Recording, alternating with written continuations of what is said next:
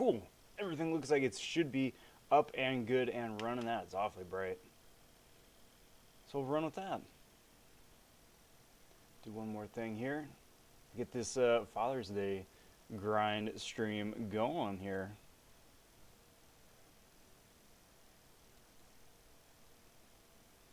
And awesome. Cool, let's run with that. How's it going, everybody? Happy Sunday. Happy Father's Day. Father's Day here in the States. Welcome to the Let's Do Everything and Everything stream here tonight. I'm going to be jumping around all over the place. I'm going to be doing a little bit of arena because we've got the Tier 4 Basic arena. We've also got the event arena as well. Going to be burning through some of the rifts, I think, and see how it goes. Little of this, little of that. We're just going to be jumping around, having a good time. I'm Rob vonShoe. How's it going all? Hope your weekend is going most excellent. Again, a very happy Father's Day to all the fathers out there. Yeah, let's just hit the ground running here. Welcome to the Super Serial Sunday Serial stream. Tonight, chowing down on Minecraft Serial. Or that was the plan, at least. I saw it sitting there on the shelf. I'm like, hey, that's interesting. Let's try that. And I crack open the box, and I think we'll have to see how the stream progresses. But I think this is handily in the running for the worst cereal I've had on the cereal stream yet. Hands down. So it is. So basically, if you combined Cheerios with like the marshmallows from Lucky Charms with like a super artificial cinnamon seasoning on top of it, that's Minecraft cereal. But I open up the box, crack open the bag, right? I'm assaulted by a cinnamon smell. Like, not nice, yummy cinnamon smell. Like, wow, this is like horribly, blatantly fake spray on cinnamon. And then I'm like, alright, well, maybe it'll taste cinnamony. Then you taste it, and there's absolutely nothing to it. It's like, at least cereal or Cheerios has like a taste to it, right? This is almost like baby cereal where there's just nothing to it. There's no taste, there's no flavor, there's no nothing. You got these like weird giant sized little cubes. Very Minecrafty, but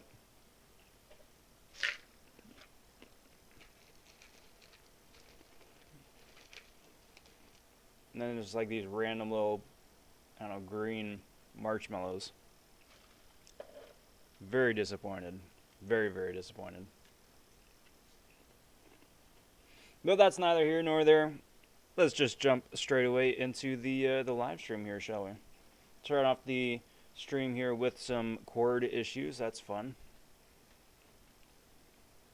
I do have a new cord ordered. It is in the mail. Hopefully it gets here sooner than later.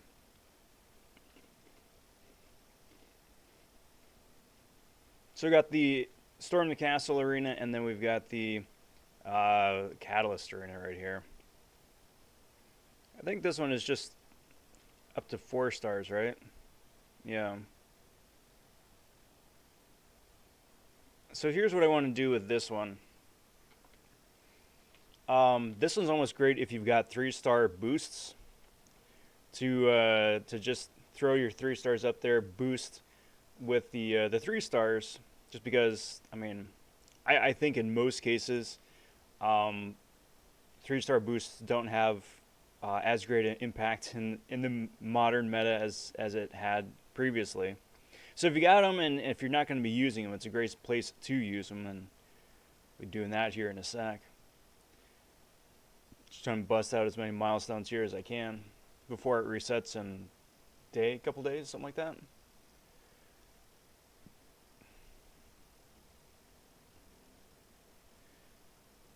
But holy cow, guys, there is so much news and stuff to go over today.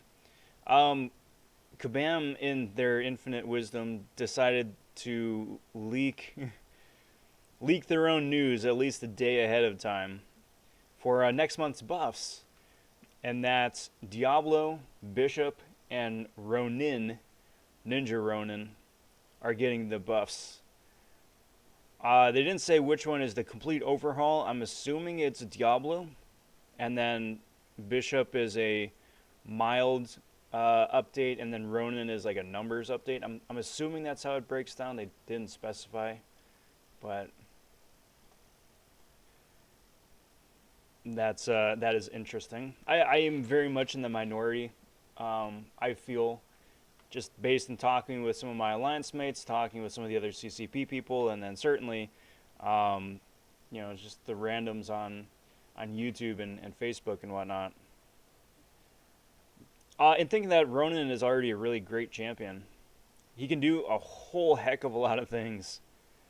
He's not the easiest champion to play, and I think that's why he finds himself in the buff category here. But even for a minor like numbers update, I still think there are a lot more like skill champions even that could use a numbers tune-up much more so than Ronin can. So we'll see. Hopefully he's like Mr. Fantastic, where you're already taking a really good champion, you're just making him even better, as opposed to like the Hood, where you're taking a champion who has a unique skill set and just like completely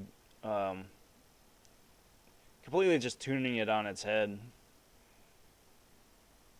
No doubt about Diablo, though. Bishop definitely, I think, could use some extra TLC as well. I want to say big howdy, big welcome to Man Falcon saying, "Sup, Rob? Happy Father's Day. Much appreciated." Thanks, Falcon. Maybe I could eat the box, have it more going for it. You know, I'm almost tempted at this point. I still have some Wheaties left over from last week, so I'm almost tempted to just dump this out and just go get me some Wheaties.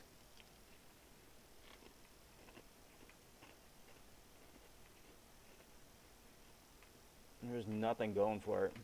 Rareth says, "Yo, happy Father's Day." Thank you. Jacob says, "What's up?" And Raul says, "Hi. How's it going, everybody? Happy Sunday. Welcome to the Serial Stream. Pleasure having you here."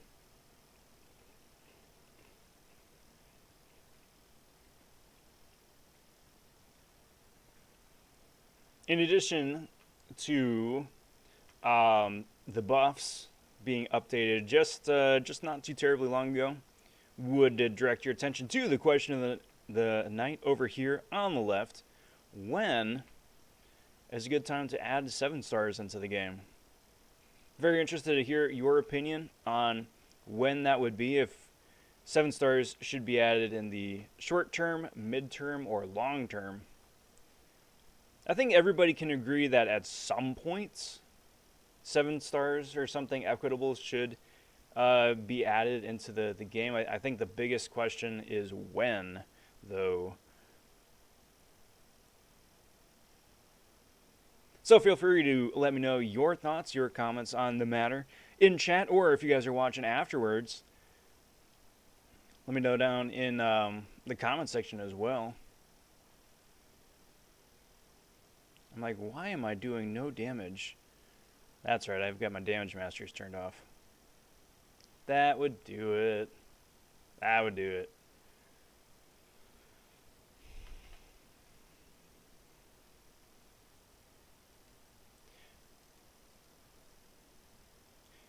It being a couple of days since we had a chance to speak last, hope the weekend has wound up being a fun one for you guys. Hope your Saturday and your Sunday day here have been smashingly fun, eventful, or relaxing, whatever it was that you were going for. I hope it was that. Eventful and relaxing for me. Got to spend the weekend with the family. Had a really good time. Got the barbecue going today. Lots of good laughs and fun times. A lot of good fun times. Alright, so while I think of it, because I need to turn the damage masteries back on, I'm going to just throw these guys down here real quick, go turn the damage masteries back on, and then keep rolling with Arena. By the by, just because it's Sunday and today is kind of like a let's do anything and everything kind of stream, if there are, if there's like a specific champion like to see tested, feel free to shout that out as well. I love doing champion tests. Or if you got the usual questions, comments, concerns about who to use, who to rank, any of that, I am all ears.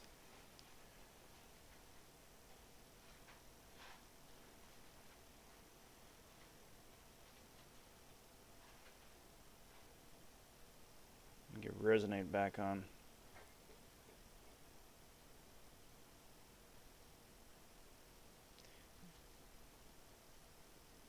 Resonate is such a wonderfully useful mastery that I think has been, well, I mean, I just think masteries on a whole have just kind of been not glossed over. That's not the right way to say it. But it has been on the forefront of people's attention for the longest time. And I know that the last dev notes said that they're going to be working on Masteries 2.0, presumably, I don't know, by the fall or next year. I forget which one it was. It'll be interesting to see what they wind up doing with it. But until then, it's kind of like, Roll says, since 6 stars came out before we could max a 5 star, I feel like it might come soon since now we're getting a taste of the new Tier 3 Alpha and Tier 6 Basics. It's probably midway. Like maybe a year or two. Interesting. I don't want it though. But, you know, kabam gonna kabam. That is very, very true. I think that's really gets down to the bottom of it. They're gonna do what they're gonna do regardless. But yeah, I get that. I definitely get that. Codehanger says, in the recent past, Sodia showcased a rank 5 Groot realm clear. Can you use your Groot for comparison? I'd like to know how much longer than 1.5 hours it takes at lower levels. I gotta look and see what he wound up doing for Wolverine. Cause I don't doubt that he did, because that dude's ridiculous. But I don't know how that worked.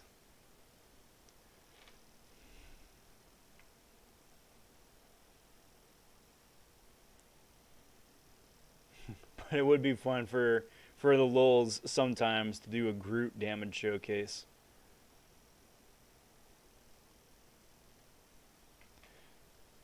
Scar says, yo! What up, Scar? How's it going? How are you? Happy Sunday.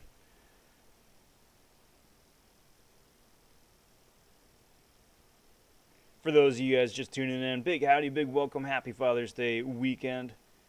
I'm Rob vonShoe. We're just playing a little bit of anything and everything. Just getting some milestones in the event arena. Just for the heck of it. Rob, do you do all of the arenas? No, I don't.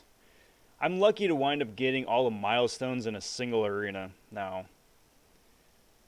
It used to be that, yes, if for the 5-star featured arena, before the 6-star arenas kicked in, yeah, I would go all milestones, and I'd wind up going, like, I don't know, 23 to 25 million every time, going for the 1 to 5%, right? But now that the 6-star arenas are a thing, and honestly, I'm just picking up other projects. I haven't been doing a lot of arena. I should, just because, you know, it's a great place to farm units and all that, and with, you know, 4th of July literally like a couple weeks away at this point, I needs it. But it's a bit much. It's a bit much. If you got the time to do it, by all means, go for it, for the above aforementioned reasons, but nah, I don't have the time for it. I don't have the time for it. Usually what I wind up doing for arenas is like I usually wind up going ham if I'm grinding for a character. You know, I wound up going for War Machine twice in the 5-star arena, tried and failed to get a 6-star version of Mr. Negative. And now that it's going to be Bishop, Ronin, and Diablo as the new buffs, I might wind up trying to go for a 6-star Bishop just because I don't have one. That was not great. But we'll have to see. We'll have to see. Spider-Gwen, from what I hear, wound up going for about 37 mil as a 6-star. Granted, of course, that does include the newly nerfed 6-star rates. So, I mean, 36 mil is kind of basically back to like how the old 5-star arena used to work. Like, it takes a while. But, I don't know. I don't think it's... I don't think she's worth getting just a Sig 1 awakening, you know. Like, it's nice, but she still is going to be a bench warmer. Not a bench warmer. I'm not going to use her. It's a lot of work for someone that I'm just not going to use, you know.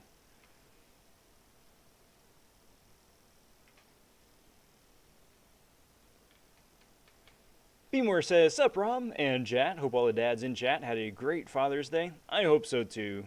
I hope so too. I certainly did. It was a lot of fun this weekend. We had a lot of fun. Took Little Shoe Jr. to the beach for the first time, and he was all about it. Dude's pretty fit, pretty active. But even I was impressed. Like, it was the first time that he was on, like, that much sand. And dude was just running all over the place. I was very impressed. He was handling that sand like a boss.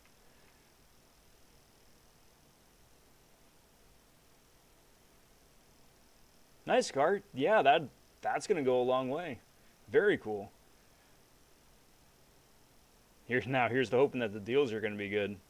I would be shocked if they weren't. So I anticipate for Thronebreaker for 4th of July, there's going to be a litany of Tier 3 Alpha shards, Tier 6 Basic shards, Nexuses, I think, in probably either the Star-Lord or the Odin, or the Panther or the Odin bundles. With like the large stretch goal either being like a 6-star Awakening gem, a 2 to 3 rank up gem, something like that. Maybe if we're lucky, maybe like another Abyss Nexus where, you know, you get to choose the class and then you get a Nexus with like anywhere between 5 or 10 champs to pick. That would be really cool. I would try and go for a mutant then, personally. Probably. Too many good options.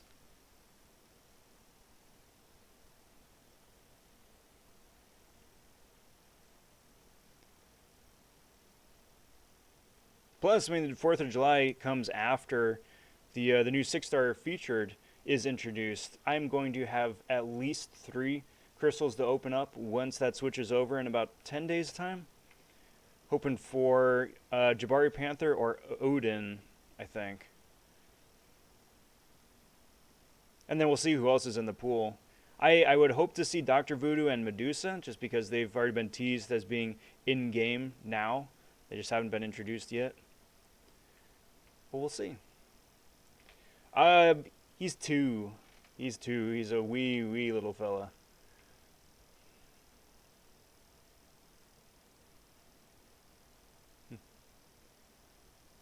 I love it, Beemore. It was very timely. It's a very timely. Can't wait to go to the beach soon. Think we're on for a July 4th with some friends in Delaware. Nice.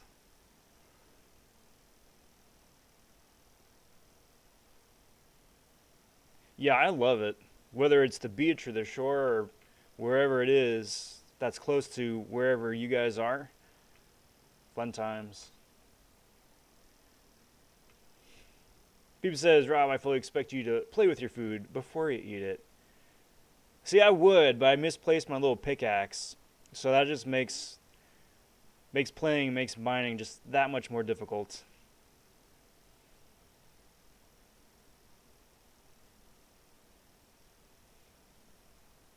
Oh yeah, absolutely more. Little Shoe Junior. It's so adorable. Like when he's up and about, and I'm doing either like a last minute record or last minute edit. I got my mug up on the computer screen, right? And he gets so excited because he sees Daddy on the TV on the screen. Every screen is a TV for him, right? But he sees Daddy on the TV and he gets all excited.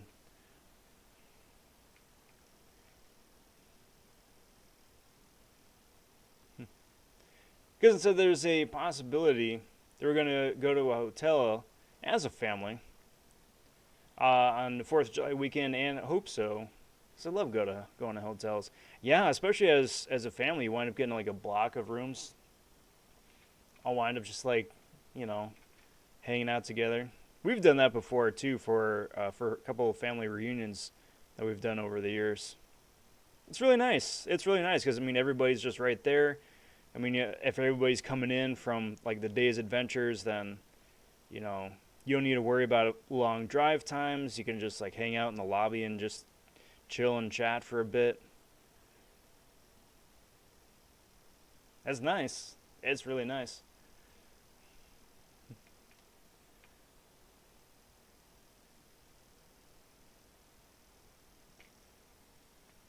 Cheers, everybody.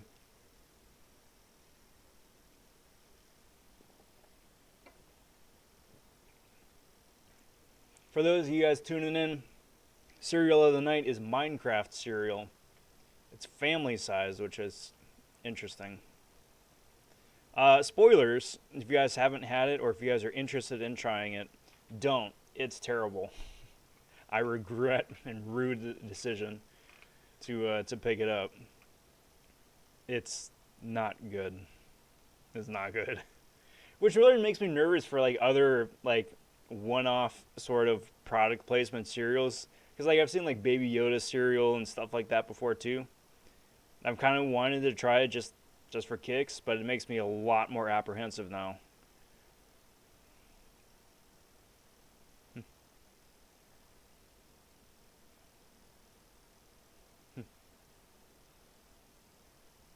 Hey, what up, Brian?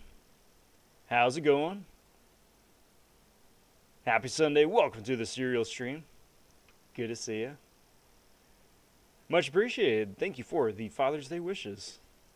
And a happy Father's Day to all you guys out there, too. I know it's really late in the day, especially for some folks out there, but if you're fortunate enough to have your father or father figure still around in your life, is a wonderful opportunity to just pick up the phone, text, send an email, smoke signal, traditional snail mail, whatever. Just say hey.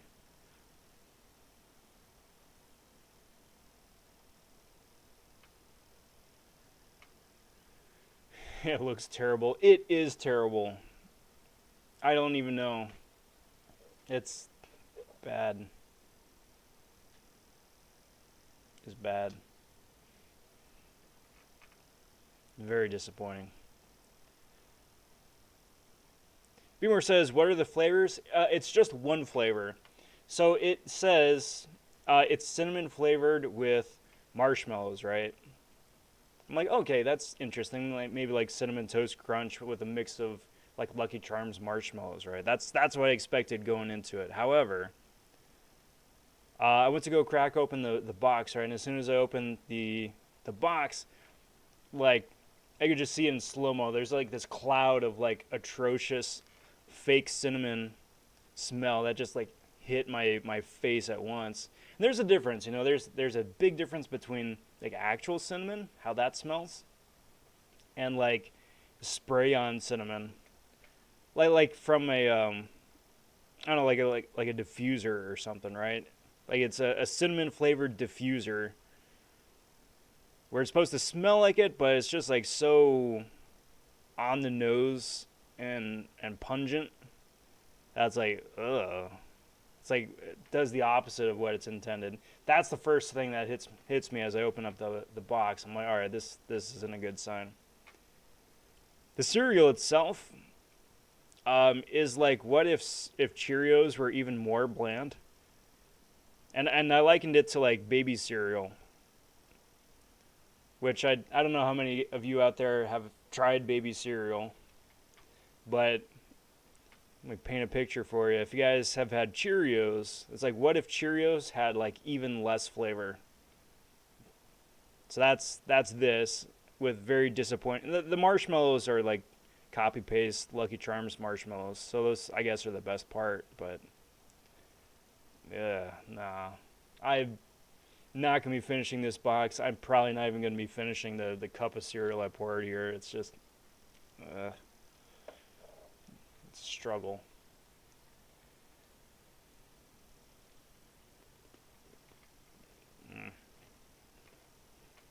And happy summer solstice to all. Oh yeah, today is summer solstice, isn't it?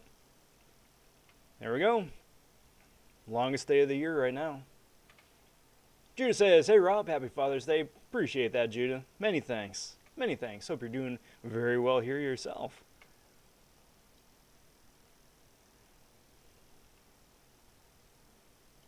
PB's now the father of a new rank 3 duped Kingpin. Does that count? Yeah, I'd say so. Raise him right. Anything that says natural flavors is usually a warning sign. That means not the ingredient it mimics. Pretty much.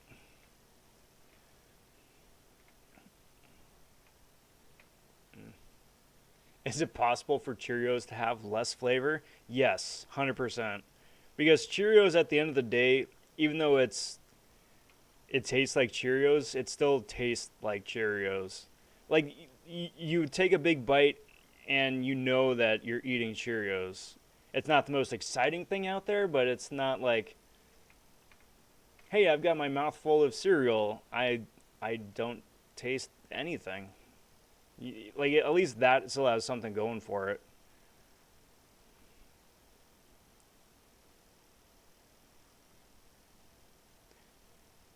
Like, if this wasn't like, I'm sure like a sugar-based children's cereal, this would be like a great diet food. It's like, hey, I'm eating stuff, but it doesn't taste like I'm eating anything. May as well just be like eating filler or air.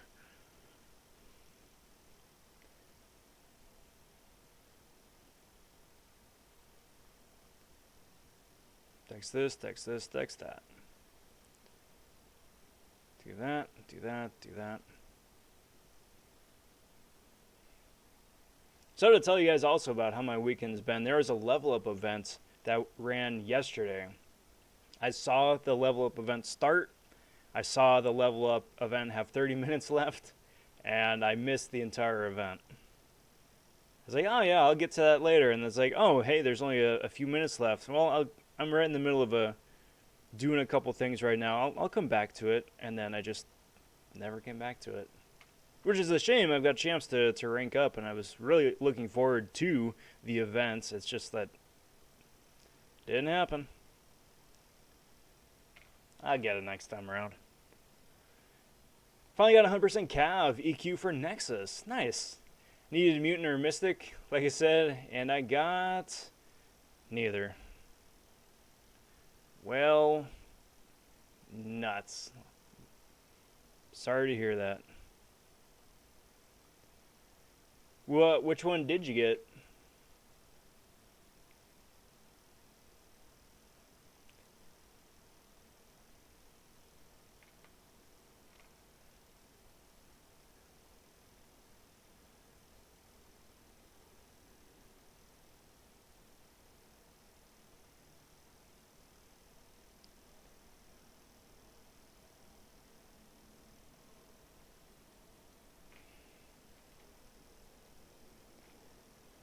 Hey, what up, Super Duper Boo? Saying, what up, Rob? What up, what up? Hope you guys are doing well. I'm just doing a little anything and everything. I'm just kind of just running this side event arena. just for the lulz. And really, for the battle chips, I think really that's the biggest thing I'm getting out of here. Because after the 7-2 run, I wound up opening up every 4-hour crystal I had, opening up every arena battle chip that I could get, and blowing all of my units. So, I need some of those back. I got plans. I got things to invest in later on. What makes it worse was a 6-star Venom pool. See, now there's a champion who needs an update. I suppose I should clarify my Ronin comments. Ronin, I don't think needs an overhaul. Ronin, I can see needing a value update. So when I say like I don't think that Ronin needed a buff, I don't think he needs an overhaul. Numbers tune-up might be nice, but even still, there are plenty of other champions that need numbers tune-ups more than Ronin, right? Like Red Skull, for instance. He's got a fantastic kit, he just needs a numbers update. But Red Skull, unlike Red Guardian, or unlike Ronin, has got like nothing else really going for him. He's got a bunch of synergies, but I mean, you don't really want to bring 4 other dudes with to make one champion good. Like, least of all, Red Skull. You know, if it's Ghost, that's one thing. If it's a Horseman, you know, that's another thing. But it's Red Skull. Come on now.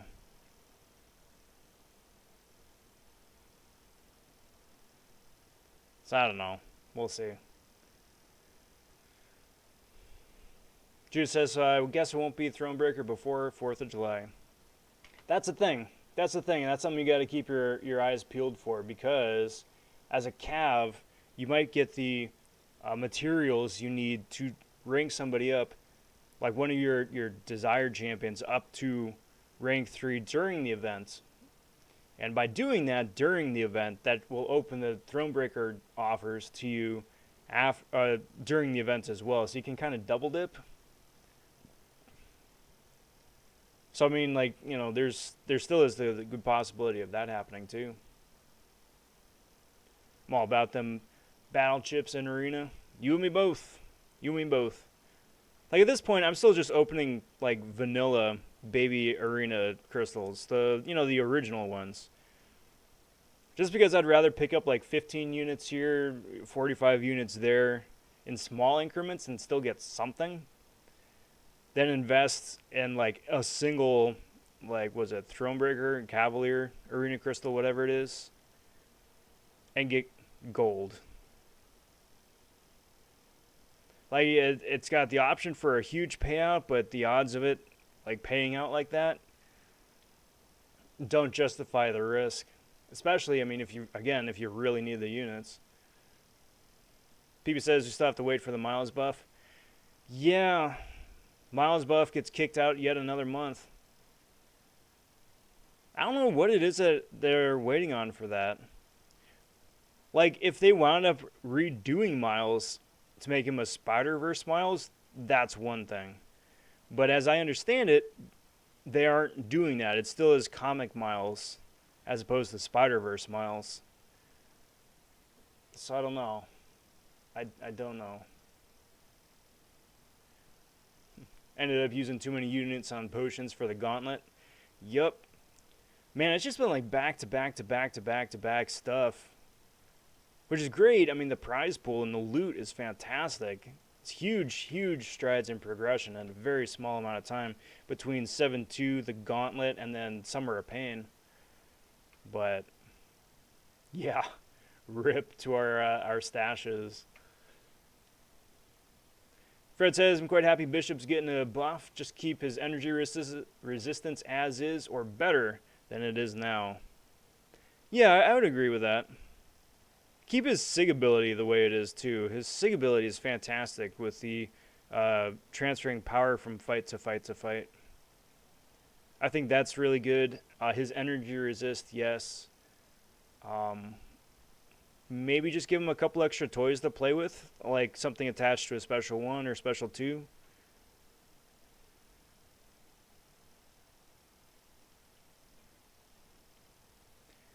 Because like Bishop doesn't do a whole lot, but the things that he do, he does exceptionally well.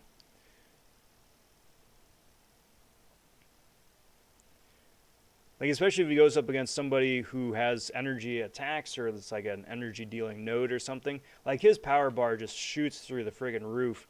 And without power boost, you can just spam specials like it's nobody's business. What up, Taz? Happy Sunday, my friend. Good to see you. How's everything going? Hope you're doing well. Welcome to the Rob Does a Little Bit of Everything stream while complaining about Minecraft cereal. Like, I don't know what I expected, but it ain't this. It ain't this. I appreciate that, Taz. It was fun. It was fun. It was something I wasn't expecting to get on camera or get recorded, right? But, you know, when Shoe Jr. wants to play, I'm like, yeah, cool.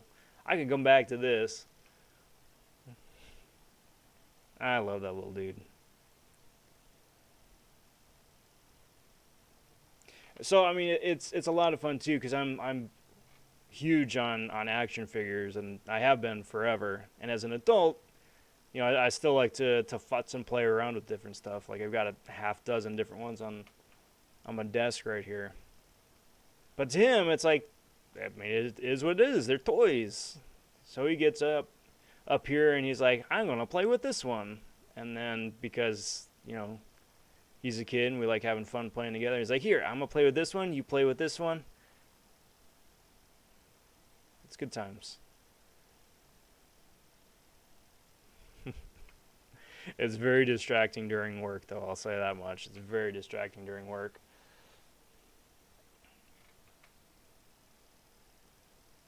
I'm curious to see who gets the overhaul. Each of those champs just needs slight tweaks to be great. I'm going to assume that it's Diablo. I'm assuming it's Diablo. But I'm also assuming that Diablo is going to be very similar to Maw. Like, hopefully much more successful Maw, but like taking the existing kit and condensing it and simplifying it to take all like the needless extra fluff out and streamlining it, making it a lot easier to do. Because Diablo's biggest problem is that it's really difficult to sustain him for a quest, right? You can blow through a bunch of different pots in a single fight, and then they're gone forever. He just gets progressively weaker as the fight and the quest goes on. Which is saying something, because like even like fully juiced out for that first fight, it's still not super interesting. Stupid cap.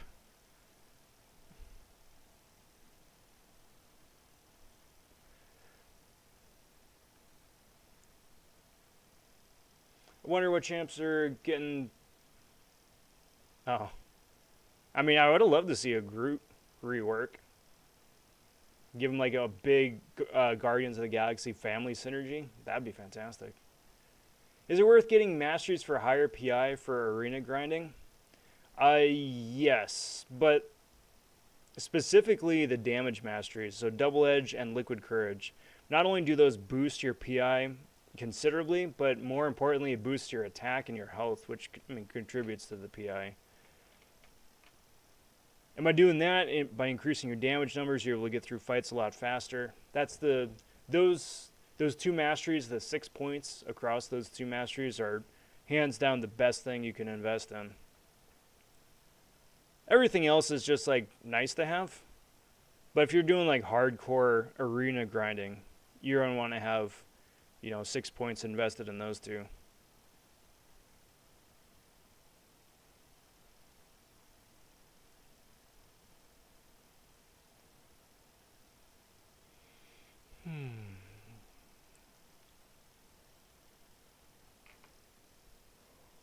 I was worried there about the timing. I thought I was going to cut that short. That last hit was just enough. Drew says, we got a 6-star bishop. Yeah, I have no idea what they're going to do with that. So that's what it's going to be. July is going to be a really nice month because we're going to wind up having America Chavez and Hercules. We're going to wind up having those three buffs: Diablo, Ronin, and Bishop. It's going to be a busy month. Kind of want a good Diablo buff for Doom synergy. And Dragon Man. Diablo has one of the best Dragon Man synergies too. Gives him an extra power gain to turn that dude even spammier than he is already. Get every milestone from Arena's last cycle and before it, just to have extra units for the Gauntlet. Glad I did. Yeah. Yep. Gauntlet was great. I mean, overall, I would love to see another Gauntlet type content again soonish, within like the next 2-3 months, something like that, because the prize to the time ratio is amazing. Like, you can grind that Gauntlet out in in one sitting effectively, right? And the prize pool is top notch. It's challenging as heck, and you're going to blow through some items, no doubt, but that prize pool. Yes, please. I honestly don't think 7 stars should be added for at least 93 years. 93, huh? Because 92 is still too soon. I could see that. So here's what I think. I don't ever want to see 7 stars. And this is the honest to goodness truth. I don't ever want to see 7 stars. I think they should cap it at 6. Like, 6 stars are the last round of champions that we're going to wind up getting. I do not want to start a whole nother cycle getting the exact same characters again just for a different star level. That's just not fun for me. What they should do instead, I think, is to continue to just dive off into relics or artifacts, right? That way we wind up buffing the existing champions that we already have, as opposed to having to go and fish for new ones yet again. Now, it just really depends on how long you guys have been playing the game. I've been playing the game since the beginning, nearly. So I was around, playing when like 3 stars were the cheese, were the big cheese, and 4 stars were hard to get, right? And then you finally get a bunch of 4 stars and 5 stars roll around. Okay, well, finishing up your 4-star collection, now you guys start in on the 5s. Go through that whole cycle, that whole process, then 6s come out. And that's what we've been rolling with this whole time, And now it's to a point, it's like, all right, well, now we can finally start getting a pretty okay, decent leg up, trying to finally start getting some of the 6 stars for a nice solid, fleshed out 6-star roster. I'm not excited about doing 7s. I'm not excited. I mean, that being said, we'll have to wind up seeing, what Kabam thinks. But me personally, I'm just not excited. Hey, what up, Xander? Saying, hey, Rob. Howdy. Happy Sunday. Welcome to the Serial Stream. How you doing tonight, bud?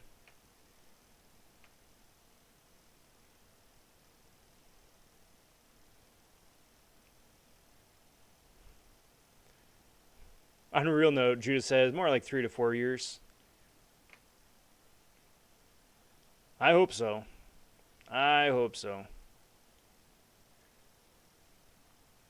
It's just knowing Kabam, that just makes me nervous. Would you see doing Gauntlet or easy Abyss path is better for players approaching that level? Gauntlet, 100%. Gauntlet will take you about half or a third of the time and have better prizes.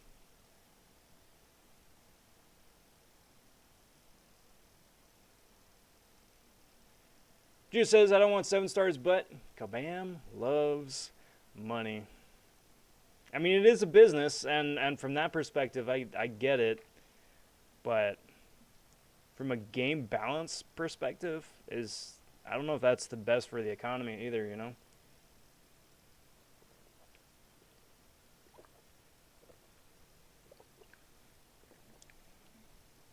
Man, I just gotta swig. I just gotta slam a bunch more of that Kool-Aid. Get that. Not a big fan of tonight's cereal, guys.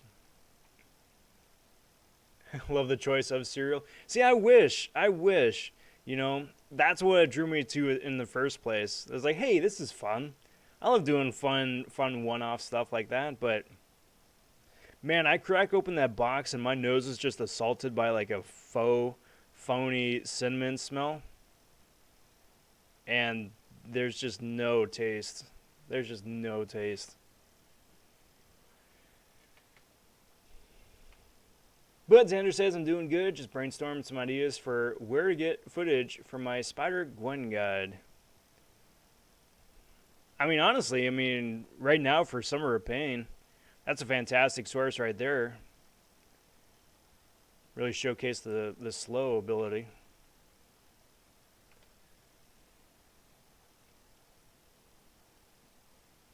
Confused Tablecat says, friendly reminder, Dobby died a free elf. He died saving his friends and Harry Potter. It's true. Dobby got a sock. That means that Dobby is free.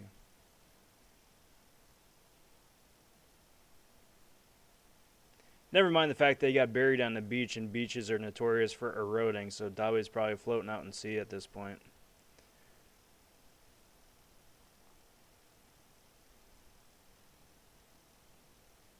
Probably not the best choice. Sad day, that is just me in poor taste throwing Dobby under the bus. Poor guy. Imagine a rank 5 6-star Space Ghost or Shang-Chi. How much more damage can one summoner need? Yeah. Yeah. I mean, at that point, you would easily hit the damage cap for Abyss. Easily. Like right now with rank 3s, with a little bit of effort, you can already wind up hitting the damage cap pretty well. With a rank 4, it's going to be even more so, and a rank 5 is just going to be nutty. Funny you say that. I just posted a video of 4-star Gwen soloing the rogue. Nice. I'll have to check that out. Well played. Well done. Alright, so that's that arena done. That's nice. That was pretty quick.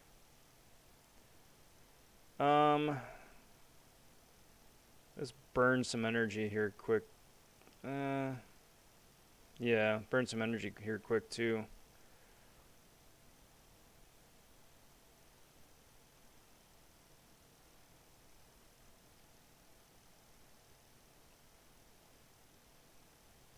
Let's see about doing some, some rifts.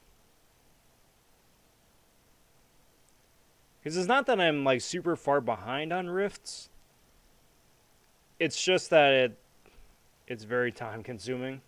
It's very, very time-consuming. Like, you can auto-fight the easiest ones, which is great. But, like, the rest of them, not so much. Oh, there you go. Crash number 1 of the night. That's fun. Let's hear it for the G, Dobby.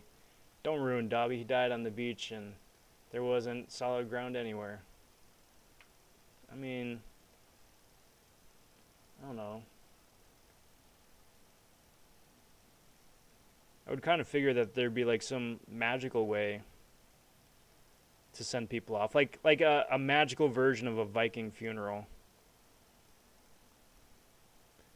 Because doesn't just like burying a body in the ground seem like such a like plain muggle way of honoring your dead?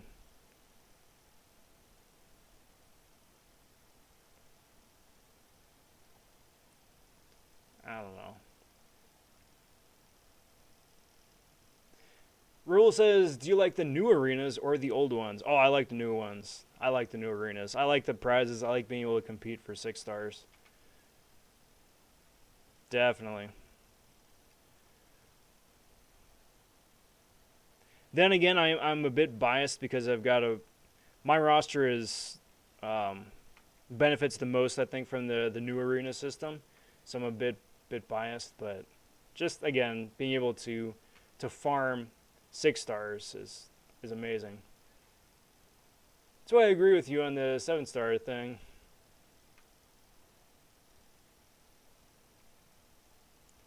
I'm just not looking forward to it. I mean, 6 stars have been in the game for about 3 years, and 3 years later, with all the arena grinding that I do and being in the alliances that I've been a part of, still feeling like I'm just barely at this point, just barely starting to feel like I've got a decent grasp on champion, on the champions. I don't want to do that again.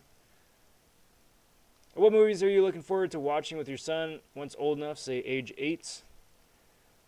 Star Wars trilogy, watching them in the proper order, 4, 5, 6, 1, 2, 3. That's gonna be fun. Um,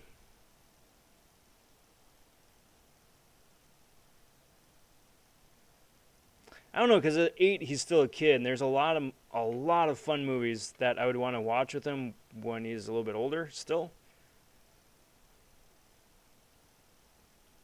Because I think there's a lot of stuff I would have shown him at that point. I think just rewatching movies he would have seen already at that point, just with like a better understanding of them or a better appreciation for them. So I mean, in that regard, my go-to still is first Incredibles.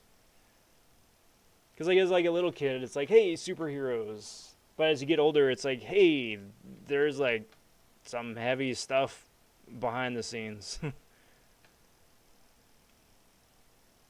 A lot of stuff that they address in a kids movie, which is great, but I think that goes over kids' heads. Shrek is kind of like that too. So I think at 8, he'd still be too young to truly appreciate the movie. Like for him, it'd just be a bunch of like silly cartoon characters doing silly cartoon things. Like I think we need to be like in his teens to appreciate it the way that we do.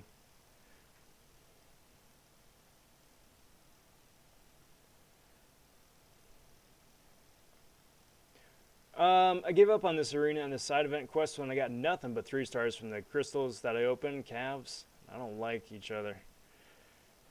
Yeah, I think out of like the last one, the hand to hand, I think I got maybe 1 5 star, maybe 2. So I'm not too terribly optimistic about this round. But, hope springs eternal.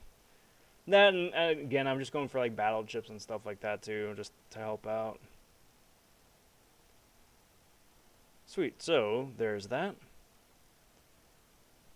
Let's go do some rifts, get caught up on that, because I know we got 2 weeks on them still. We got this upcoming week, which is week 4. It's the last week of the new ones. And then we got a week following that, just to finish everything up.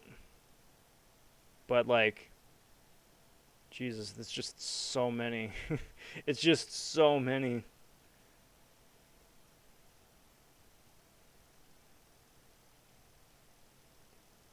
Let's do that. Let's do that. And that, I guess. What are you hoping to see for the next Summer of Pain fights? I would really like to see a return of Ice Phoenix. I'd like to see a 2021 version of Ice Phoenix, and see what solutions we can, like the community comes up for with her now. When she came out originally, there was only one champion in the game that could halfway decent counter her. Only one. Otherwise, it was an awful, tremendous potion suck. But now, I mean, now there's like cold snap immune and heals galore. There's a lot more options, so I think that would be fun to see. But we'll see. I mean, the profile also teases like a Mysterio and Venom too, so I think there's a lot of different possibilities for fun and interactive damage.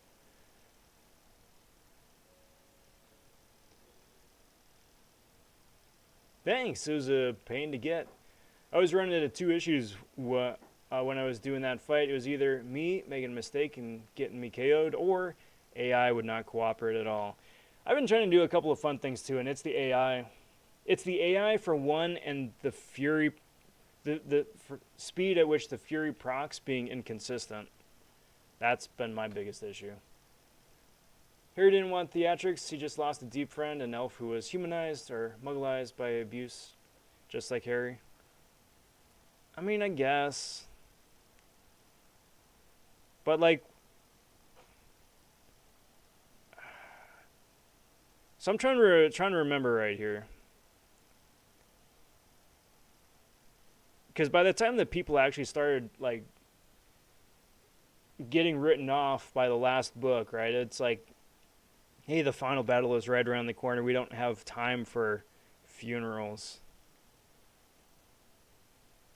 But even when, like, wow, I almost just said when Shelob. That's a wrong franchise.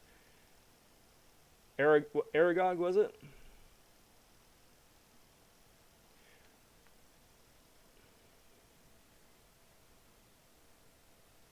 Well, no, okay, so Dumbledore. Spoilers, right? Yeah, the wand tribute, which I guess is nice, but they still put his body in a box, a cement box, and just left it there.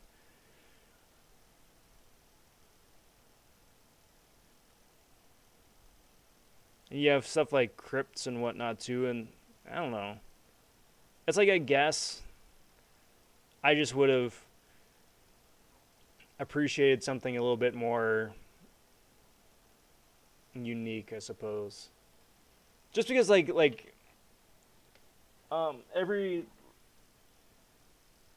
culture has an extremely unique and interesting way that they wind up burying and showing reverence towards their dead, right? Like, every single culture through human history, at least, has always done something unique and interesting, right? So I would have liked to see at least what the wizarding version of that is. I don't know. But then again, at this point, the way that everything's getting, like, retconned, I kind of would be afraid at this point to see what they'd come up with. Astro says, hello, hello. What up, Astro? Happy Sunday. Welcome to the Serial Stream. How's it going?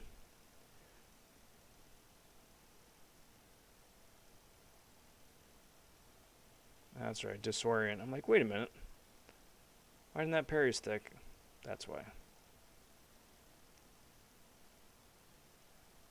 It was also very dumb of me not to Nova. It's the last fight, so why not, right?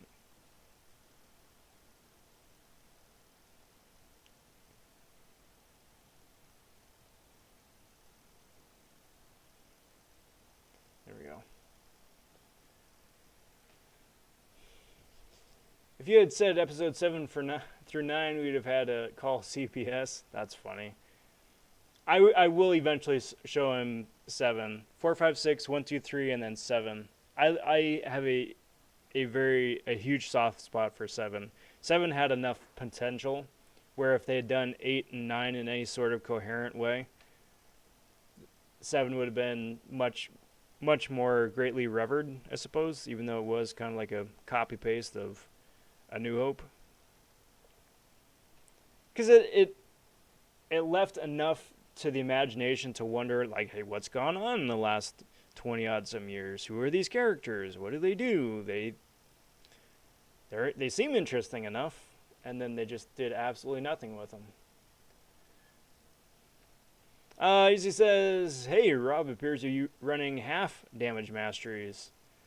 Do you mind if I ask why? Yeah. So this right here is my day-to-day mastery setup. Like, I take this mastery setup for everything, for AQ, for AW, for questing, for arenas. And by having the half damage masteries on and not having liquid courage enabled, I'm able to conserve a lot more health that way.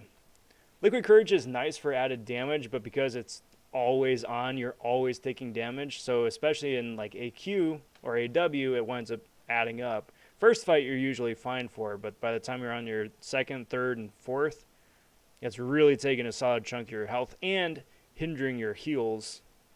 just, naturally through willpower, or if your champion winds appealing as part of their kit.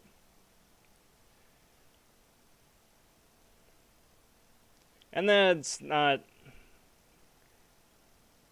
It's great if you need to really like muscle your way through a boss in war, or if you're trying to go for like 100 million points plus in arena.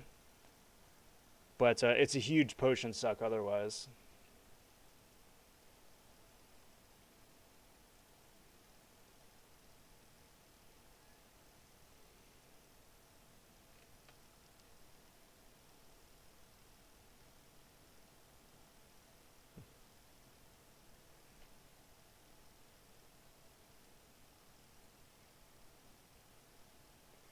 Falcon says 7 through 9 weren't bad. 2 and 3 were the worst for me. It depends what you. It depends what you want to get out of the Star Wars movies. That's the thing. It depends what you want to get out of them. Dialogue wise, 1, 2, and 3 weren't great. Like 4, 5, and 6 weren't great dialogue wise either. But what I loved the most about the prequels is the world building. Like, it just opened the door for so much expansive like EU stuff between games and shows and books, and more stories to be told within the world. And that's what I think the sequels wound up failing at miserably. They set up enough of a potential, like I said, with 7. It's like, hey, what's going on in the last 20 years? What's this Battle of Jakku? Why are all these Star Destroyers and X-Wings in the sand? How did the First Order get there? Why is, like, what happened to the New Republic? Stuff like that. Why aren't there more Jedi? Stuff like that. And then 8 and 9 came around, and they're like, none of this matters. Nobody cares. Stop asking stupid questions. The end. you know? And it's just like, oh, well, all right.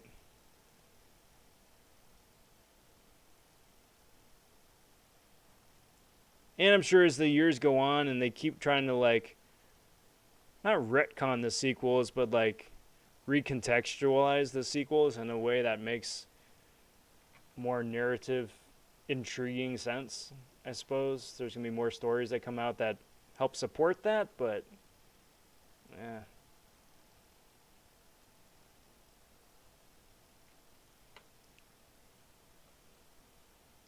That and the score for 1, 2, 3 trumps 8 and 9 and every which way.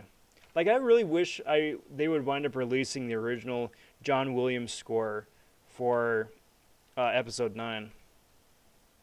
Because, as I understand it, based on stories and whatnot, he wound up penning a score for 9,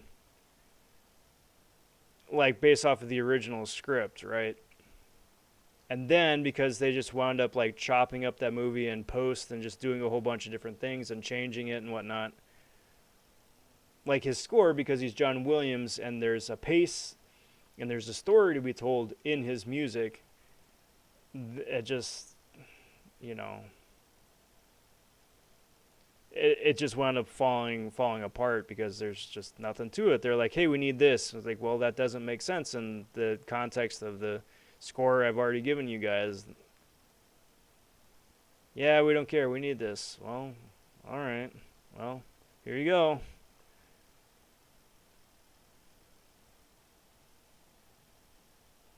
That's why you wound up having so many, like, odd placement for sound cues in that movie. Like, there have been a number of YouTubers who have analyzed the score of Last Jedi, or of Rise of Skywalker. Last Jedi to a lesser degree, but Rise of Skywalker especially. It's like, why did they choose this track right here? This makes no sense.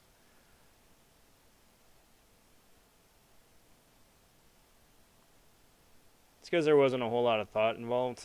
They just needed something to get out the door, and that was the end of it. It's a real shame because I love film scores.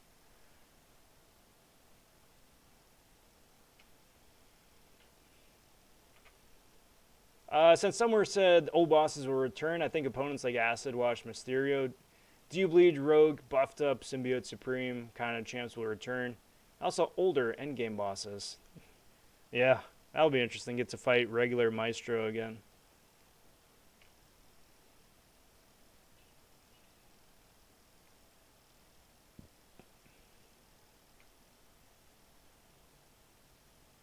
Does the door behind you lead to a balcony? It leads to the outside.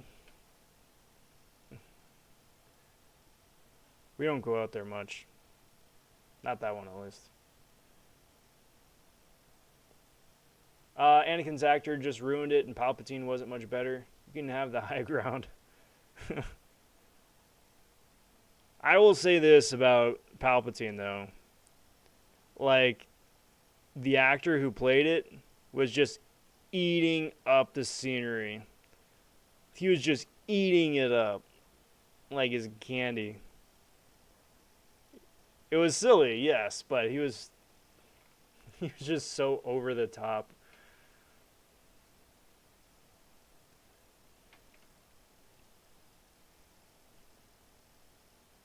Haven't seen a single Star Wars. Will the community accept me? Yeah, we'll just be the. We'll just seat you at the end of the table there.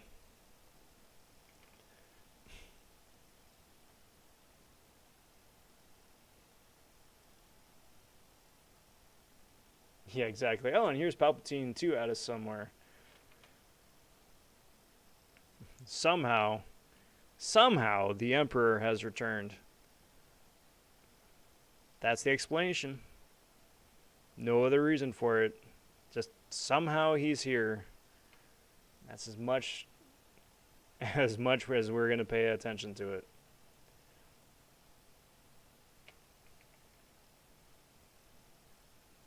How's it going, Quinn? Happy Sunday. Good to see you. Each of the sequel movies went on a different page. When Disney took over, they retconned all the legend stuff, but us fans would not have it. The Clone Wars TV show was amazing. Yeah. I would have loved to have been a fly on the wall as soon as like the execs at Lucasfilm realized that the stuff that they were doing isn't working because it's not at all thought out. And like the Clone Wars TV and then Mandalorian afterwards is just like succeeding by leaps and bounds.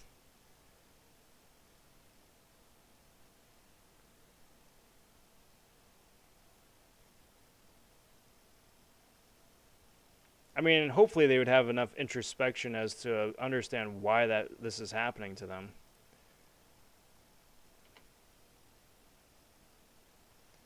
Rogue One was fantastic, up there with Empire. I would agree with that. Rogue One, I think, is the best film to come out of Disney Star Wars, hands down.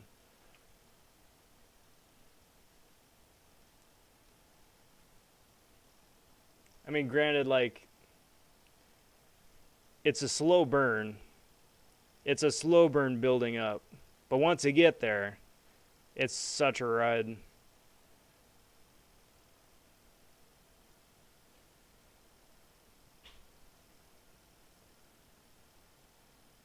So here's the thing about Hayden playing Anakin. Is that most people hate his performance, but he verbally did great. Just sounded lazy, just like Vader. Yeah, that's what he was trying to do for Vader in Episode 3. He was trying to imitate James Earl Jones's cadence. Not the voice, just like the pacing, the way he talks. Now, whether you think he was successful at that or if you think it was like Tom Hardy doing Bane, like an artistic choice that didn't quite play out, I mean, that's up to you guys.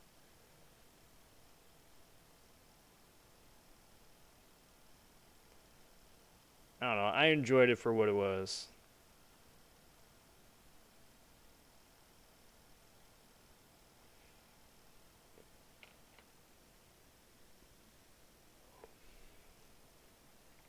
Thoughts on Solo? Completely unnecessary. Doesn't tell me anything about Lando or Han that I didn't know already or that I needed to know to better understand the character. Um, kind of like really feels like it's just a paycheck movie.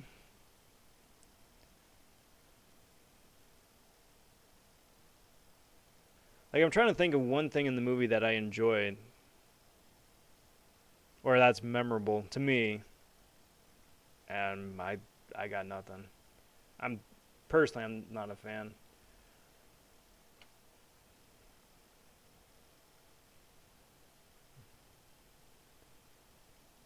Cadence, that there is a kabam word. Cadence also sounds like that'd be like an X-Men character's name.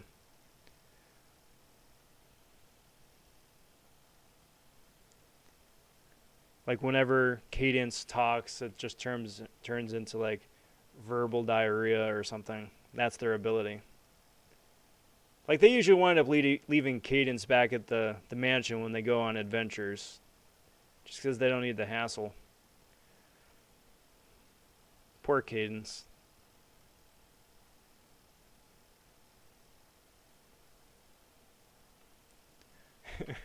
Solo was fun, nothing special. Good action scenes though.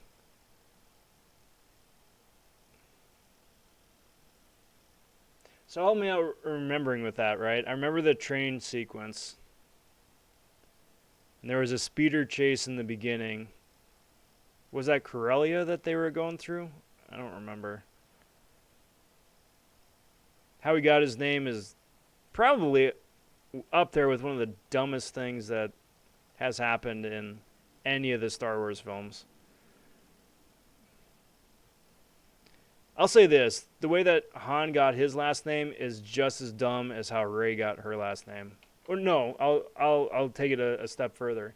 It is even dumber than how Rey arrived at her last name.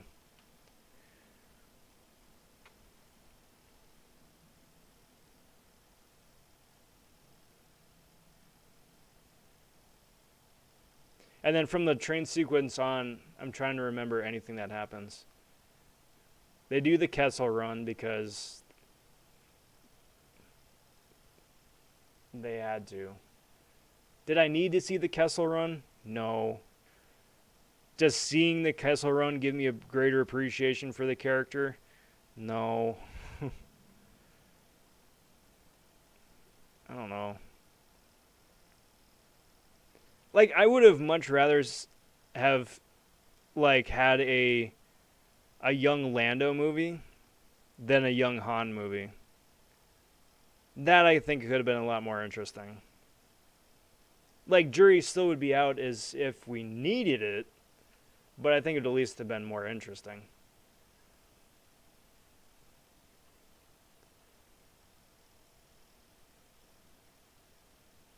I'm a sucker for Sam Witwer and Darth Maul's appearance.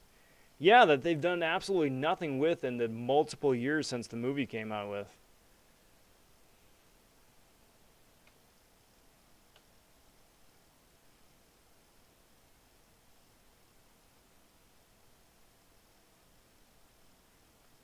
Like, I'll give you that. I mean, hearing him as Maul again, always a plus. Always a plus. How he got introduced, I think was kind of dumb. Like, for anybody who's been watching the Clone Wars series, it's like, oh yeah, Maul's back. For anybody who's only been watching the movies, it's like, wait, Darth Maul's back? And he's sitting there in a hologram, right? And this is how the conversation plays out. He's sitting there in a hologram talking with Daenerys because of course she's a bad guy now. And he's in a hologram talking with somebody who he knows, who he's communicated with before, right? And he's like talking, menace, planning, blah. And then like he stands up and he pulls his lightsaber out and turns his lightsaber on. And then that's it. Why? Why? Like the only reason that that they did that is for the audience. Hey, look, this is Darth Maul. It's not another dude that looks and sounds like him. It's actually Darth Maul because he's got a lightsaber. And we needed a lightsaber to light up in this movie because it's Star Wars. And what's Star Wars without lightsabers, right? That's the only reason that it's there. It's just so forced. I don't know. And I hate to like rag on the movie because I'm sure, you know, for those of you guys out there who enjoy the film or thought it was fine, I don't want to like completely dump on it, but I don't know. Me personally, I did not enjoy it.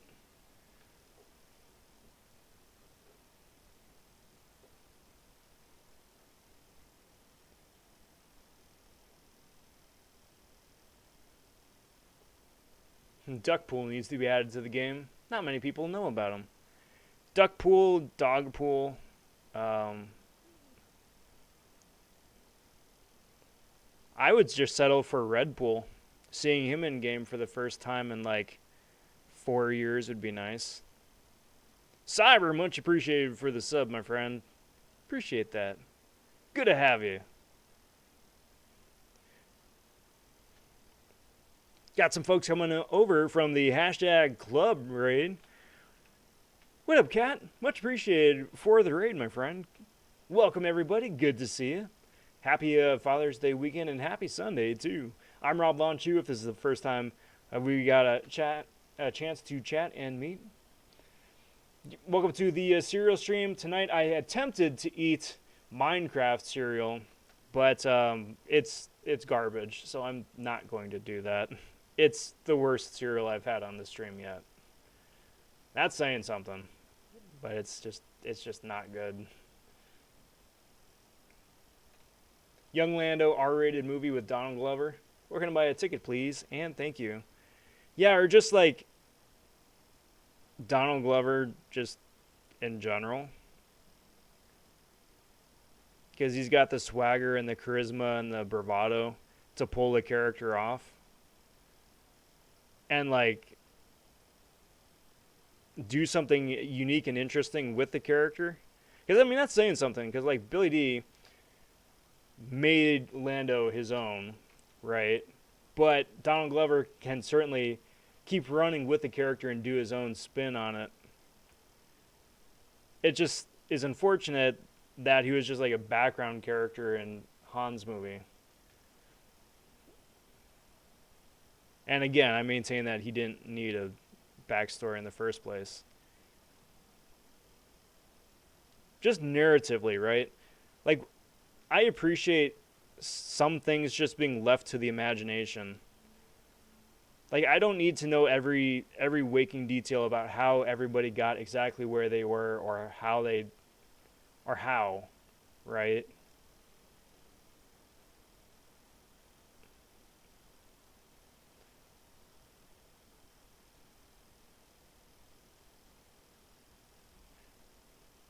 Which is kind of interesting, just like, you know, again, mirroring, putting up it against like Rogue One. It's like, right, did we need to see how Leia got the plans in the beginning of Star Wars? Do we need to? Not really. However, the story that they wound up telling and the pacing and the adventure behind it, leading up to it, is really interesting.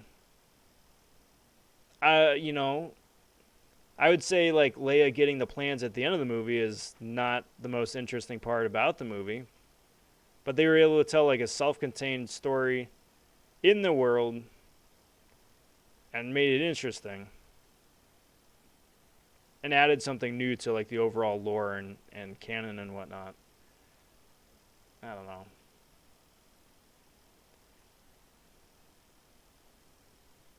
Zixies also hit on the sub button. Appreciate that. Thank you, thank you.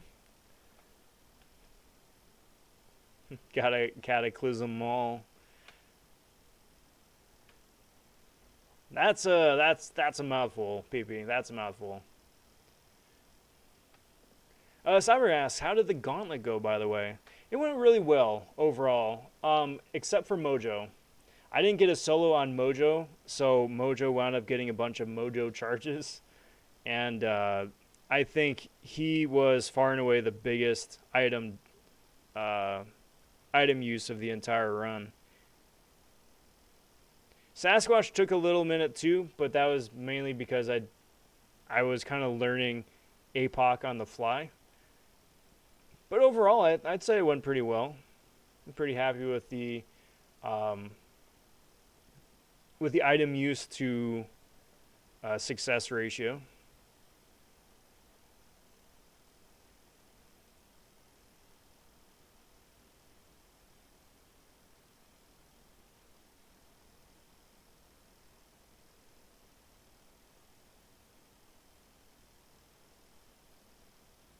Nice. I believe they shouldn't add 7 stars until at least a year after the rank 5/6s come out. Fair point. Referencing, of course, the question of the evening over here on the far left. When should 7 stars be added?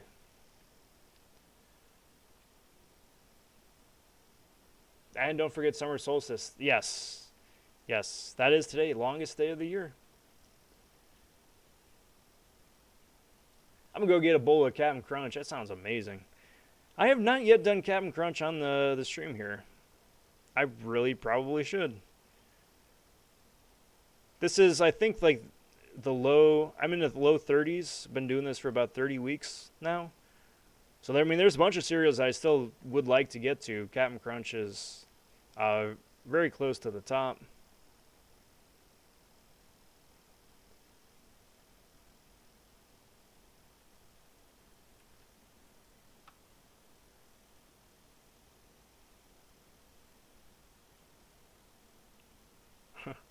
I did not see enough Bothans dying to get those Death Star plans. Well, that was for the second Death Star. That was the second Death Star. Totally different stories. So if there was like a Rogue One Part 2 with the Bothan adventures, then maybe.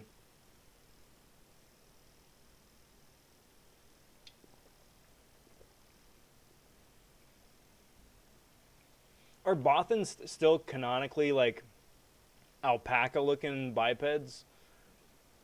Or have they kind of like rebranded that to not look like alpacas? Mojo Sassy and Spider-Ham all seem like Nightmare. Yes. Spider-Ham, for me at least, wasn't awful. I had Professor X, so I didn't have to worry about the evades, but yeah, I think everybody had someone in the gauntlet that just had their number and just, got them clocked in. Codehanger says, what became of your Legends run upload?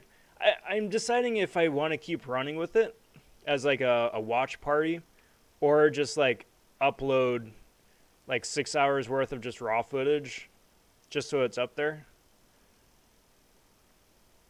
I'm kind of on the fence.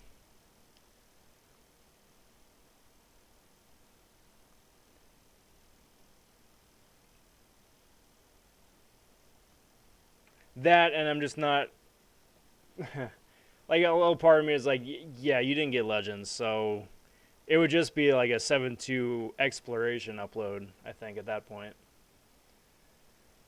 Cypher says when 6 stars become as available as 5s is when they should slowly start to add 7s. Interesting point. Looks like you eat without milk. I don't know about Captain. Yeah, I got it. Just for ease of access for the live stream here. Like that's why I eat out of a... Uh-oh. Why I eat out of a cup? Just because it's easy to just pick up, take a swig, and keep rolling. Don't need extra utensils or whatnot. Or, the chance of spilling milk all over the keyboard. That would not be optimal.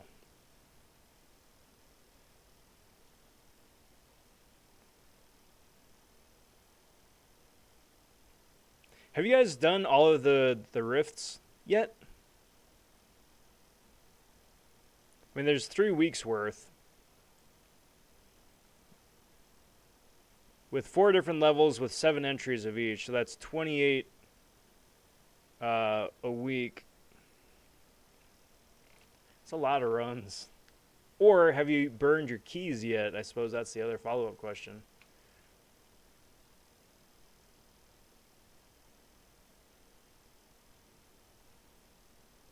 Me personally, I'm saving all my keys for the last week because um, they've got a tier 5 basic drop where if you burn all 4 keys, you can effectively get a fully formed tier 5 basic. I'm like, yeah, that's not bad. I'll take that. That and the 6-star shards drops are extremely stingy. Like the best you can get is like 1,000 on week 4, which is okay, but I mean, in today's day and age, they seem to be handing out 6-star shards a lot more frequently. But yeah, I mean, between arenas and content and stuff. So I'd rather get like a fully formed tier 5 basic than like 40% of a random 6-star, you know? It's called a hands-free serial device. There you go. Should market it that way. Which command would just make MCOC 2 with all the bells and whistles like relics, root, strikers, and insane graphics? Go down the more RPG side of it. I mean, that would be interesting, right? So long as like progress carried over. Because I would not want to start a main account over from scratch. Wouldn't want to do it. It's way too much work. I mean, granted, the game's like 6 years old and I've been playing for like 5.5 of it. I don't want to really invest another 5.5 years in building up an account again.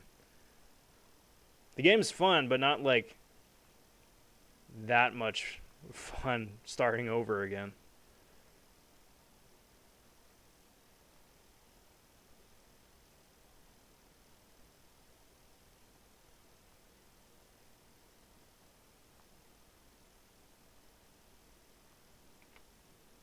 Got that.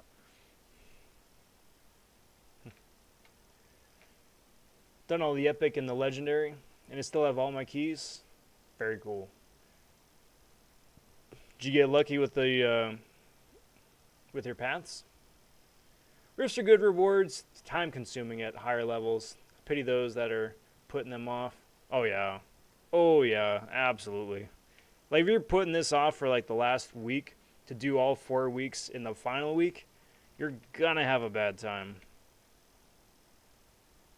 Like I'm kind of starting to get a little apprehensive about saving as much of Cavalier difficulty as I have. I've 100%ed the first quest, but I still have like the next 5 to do.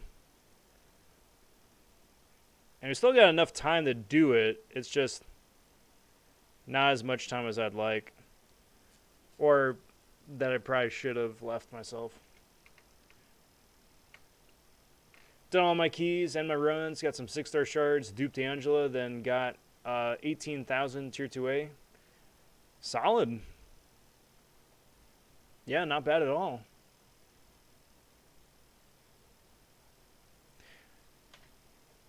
Like, it's a nice run, and I appreciate that they have keys in the first place. Just so, eventually you can occasionally wind up picking, like, the one path that you really want. I think I would... I don't know. I don't want to say, like, I would have preferred that you get 7 entries and you can do 7 entries on whatever difficulty you want, but you only get 7 tries. Like, at least this way, if you want to farm all of it, you can. I think I personally would have preferred the constraint to force myself to constraint myself. Because, like, I'm one of those kind of players, like, if they put the loot out there, I want to get the loot. I don't like leaving stuff on the table. Well, that's just me. Sweet, so that is week 2, 100%. I'll take it. Done. Done.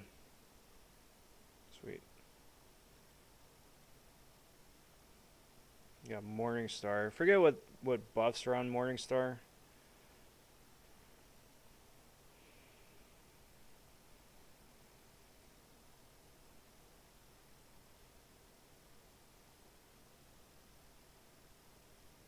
But can't go wrong with Ghost.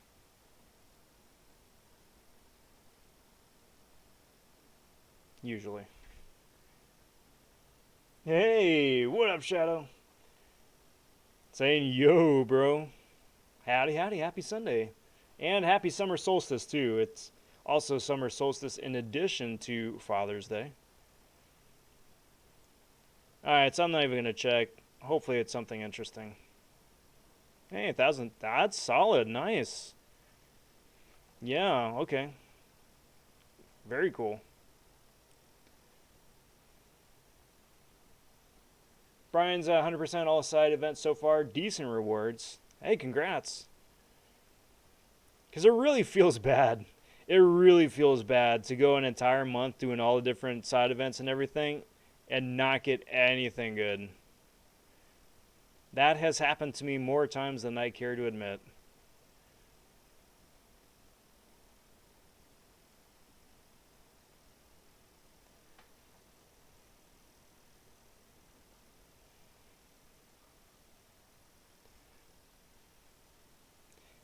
Be more a fan of The Force, which is the song playing at the binary sunset.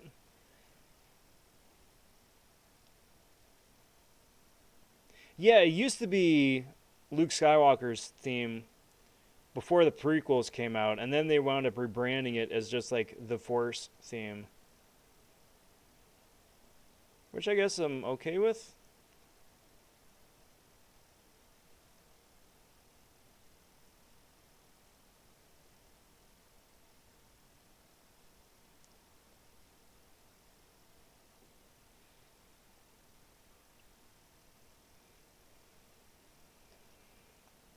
Brian's hoping for something good from the Rift shards.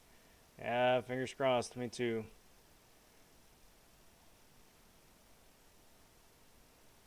Got Sig Stones so many times in all my week 3 runs, it was stupid. 6 out of 7 legendaries were Sigs. That's awful. I mean, 5-star Sigs, right? I'm assuming. Well, I mean, yeah, I think they only have 5-star Sigs at that level. It's gotten to a point now where I don't open 5-star Sig crystals anymore. I've got like 118 of them that are just sitting unopened. Not that I don't have anybody to use them on. It's just that I don't know. It feels weird to me. It feels weird to me to be at a point where it's like I've got more Sig Stones than I immediately need. Like, I don't feel like I'm ready to just start throwing random Sigs on Ant-Man just because, you know? Like, I still, like, I gotta hoard these for when the next God tier character comes out so I can Sig 200 them right off the bat.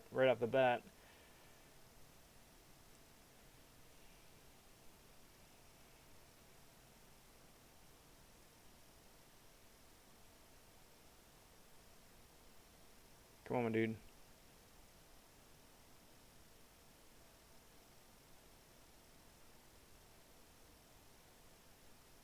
Thank you. Bye-bye, Morningstar. Almost. There we go. Side has been good to me, says B More. Got me 20,000 5-star shards, and those champs were Red Mags and Void. Yeah, I would say that's worked out pretty well for you. Must be the shortest day, 4:30 p.m., and it's nearly lights on time. Well, yes. Longest day for us up here, at least. Really like the Jedi Steps, Very Lost Song, and Force Awakens. Yes. Wow, double 6-star shards. That's nuts. Yeah, I completely agree with you. Force Awakens, that's another reason why I'm so biased, why I like Force Awakens, just because John Williams still was peak John Williams. It was a different energy, but it still was very much John Williams. Ray's theme I think is fantastic. Kylo's theme was a lot of fun.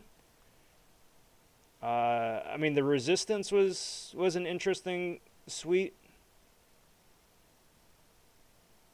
Never really wound up doing anything with it, which is a bit disappointing. It didn't really grow at all, but then again, neither did the Resistance as a whole.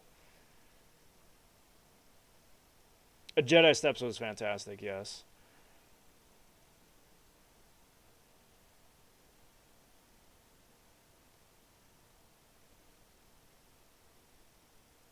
But like John Williams' score for the prequels too was arguably probably the best part of the prequels.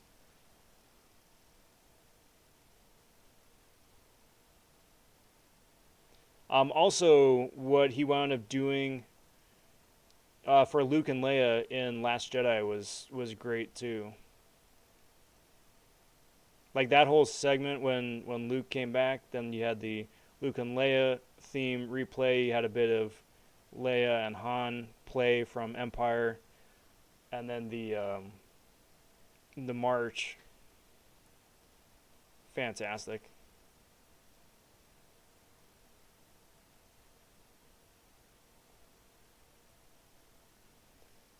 The rest of the movie score though was okay, I guess at best.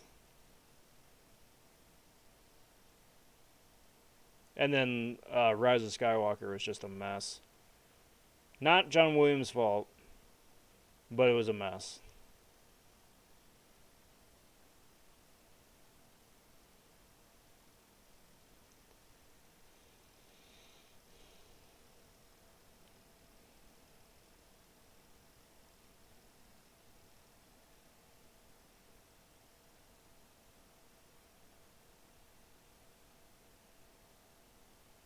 Now the toughest question is what are the best three uh three pieces, three scores from Star Wars besides Imperial March, The Force. Well, we'll just exclude those two because those are the biggest obvious ones, right? So excluding those two, like what would your guys' like three favorites be?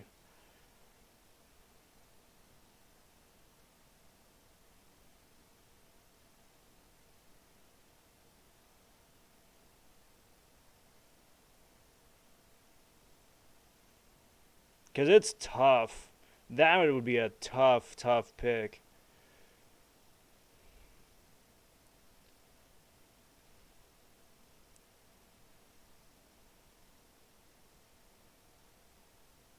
Poe's theme should be some choppy heavy piano and squeaky violins. That's fun. Favorite songs from Star Wars probably Binary Sunset, Rey's theme, and Luke's theme. Very cool. PP is a big fan of Duel of the Fates.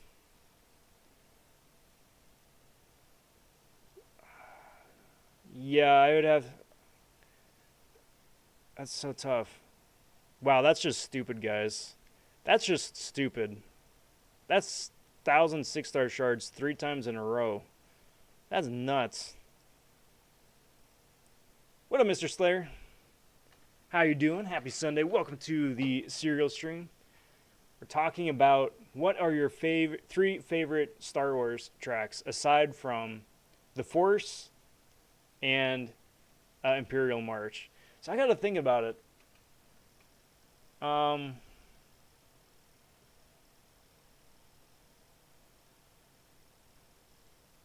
The ones that come to mind off the top of my head would probably be Across the Stars and The Arena from episode 2. Cuz like that one for me is like all encompassing of Clone Wars in general. Battle of Endor 2 and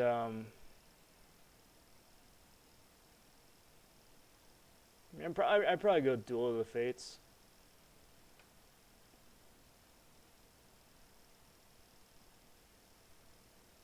But that's tough because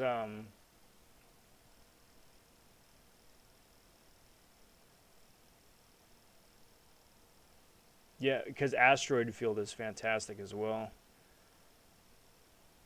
from Empire. I don't know. It's tough. Like if we broke that down into like what are your three favorites from each trilogy, that'd be a lot easier. Still challenging, but a lot easier.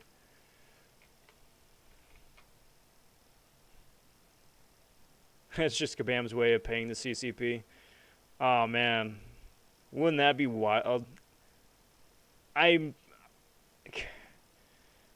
I may wind up just resigning in protest if that's the case. I don't want any special preference, any treatment. That is not what that's about.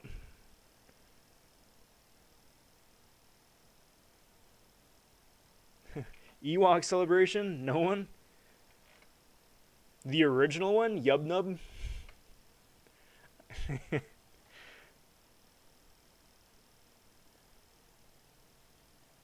Got done with my Cap'n Crunch. It was worth almost waking up my entire house on accident for. I think when I wind up doing Cap'n Crunch, I'll see if I can find the peanut butter Cap'n Crunch. I remember that one being particularly nummy. As opposed to just like regular Cap'n.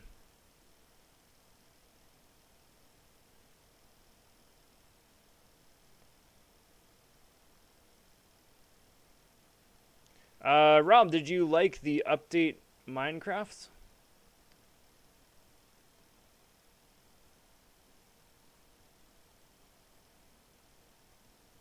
What about the Cantina theme?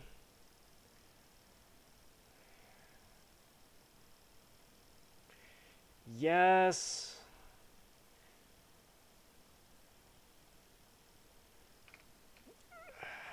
Do I like... Uh-oh. There's my cord acting up again. Do I like the Cantina theme more, though?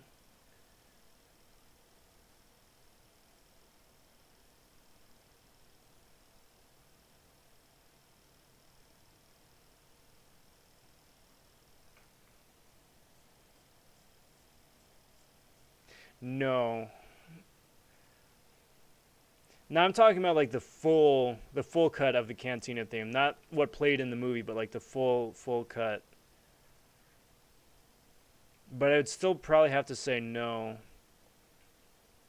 Just because Across the Stars has so many different thematic movements that it tells a bigger story to me. Like the Cantina theme is a nice little bop, right? But it doesn't try and like convey a whole lot behind it. And that's why I like Duel of the Fates. That's why I like um, um, Across the Stars. And then that's why I like Battle of Endor too. But it's tough. That's what I'm saying. It's tough.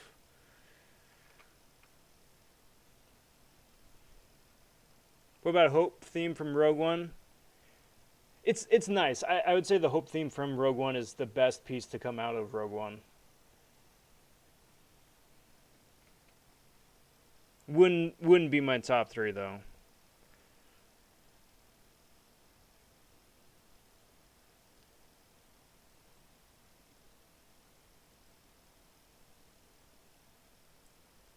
Because then you also have Battle of Heroes, right, from episode 3, which does something similar.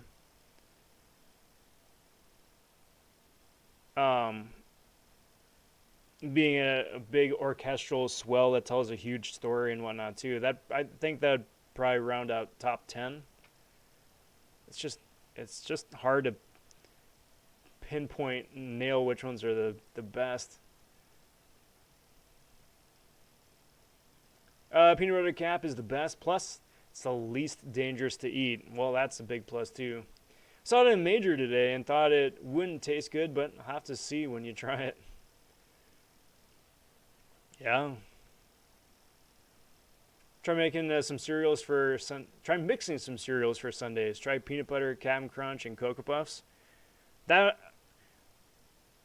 it would be interesting to see how that compares to Reese's Pieces, Because we had the Reese's cereal last month, which effectively was exactly that. It'll just be interesting to see how it, like, how it's similar, how it's different.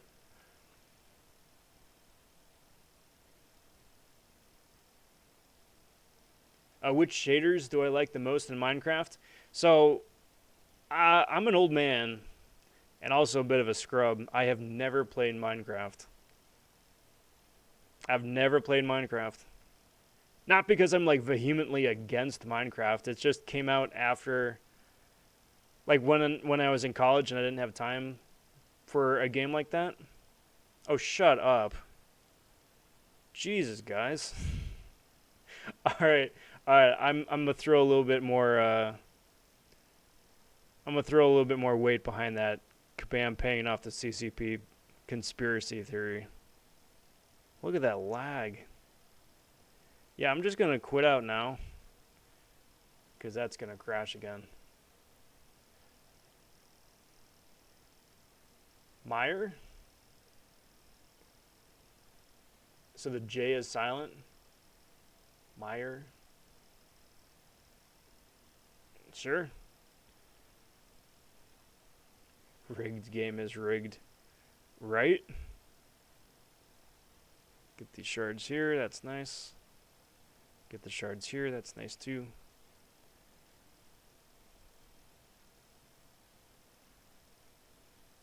I mean, it's really nice because it kind of felt like a little bit of FOMO for not going for the 6-star shards with the keys. But not anymore.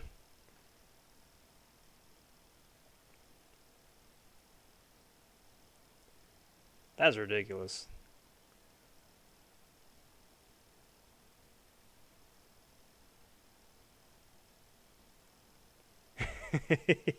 I know, Falcon. I know, right?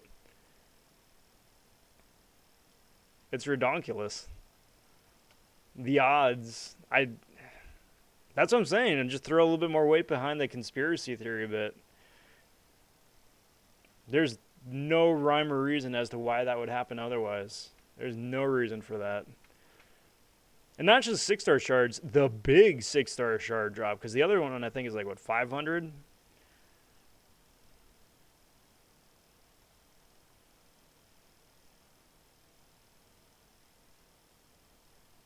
Whoops. There we go. No, stop it.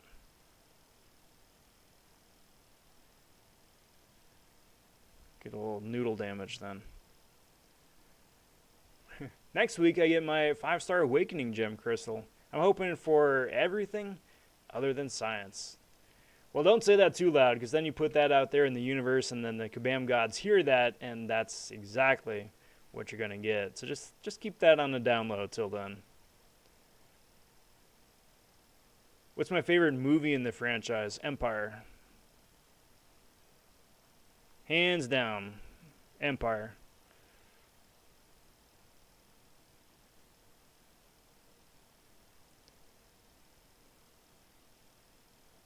What's my second favorite movie? I'm just jumping ahead. Second favorite movie? Probably...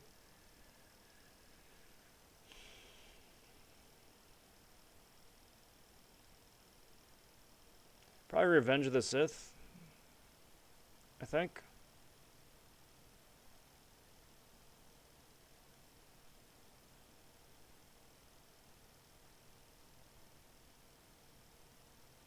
It'd be tough to think of a third. Probably Star Wars after that.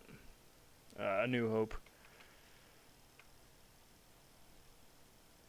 Because here's the thing. I really like the second half of Phantom Menace. Like, once they get back to Naboo, then it's just like, all right, the whole movie is just fun and enjoyable. Same with Attack of the Clones, right? As soon as they get on Geonosis, then it's like, it's just fun. The middle part with them on Naboo and Obi-Wan just derping around the catacombs, that's like, all right, bit of filler. Return of the Jedi is the exact same way. I'm not interested in Tatooine. Get him on Endor, then that's when the fun begins.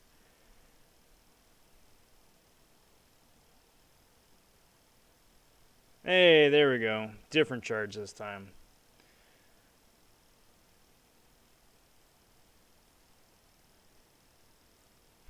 Be more big Rogue One fan. Rogue One's kind of the same way for me. Like I really enjoy it, but until they get to Scarif, it's a lot of like get to point from point A to point B to point C. But once they get to Scarif, then that's when I feel like the story and the pacing and the gears really, you know, really go off the rails in a really good way. Last Jedi, the only thing I care about is when Luke comes back on God, what's the planet?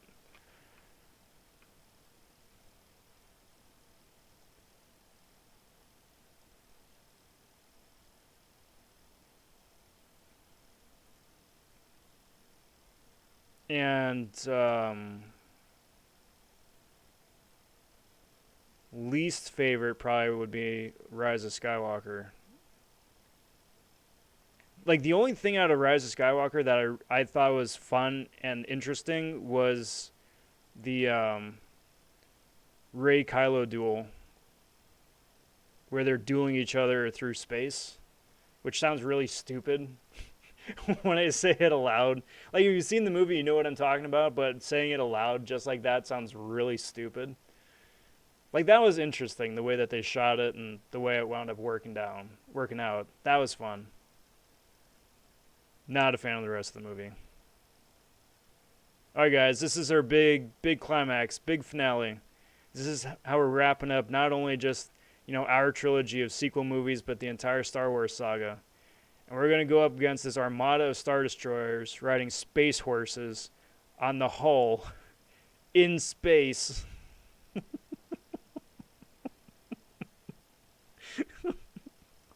For reasons. It's just so dumb. It's just so dumb. They did Finn such a horrible disservice. Like way to completely assassinate a character.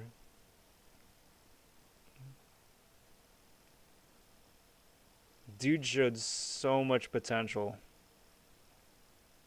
What a waste.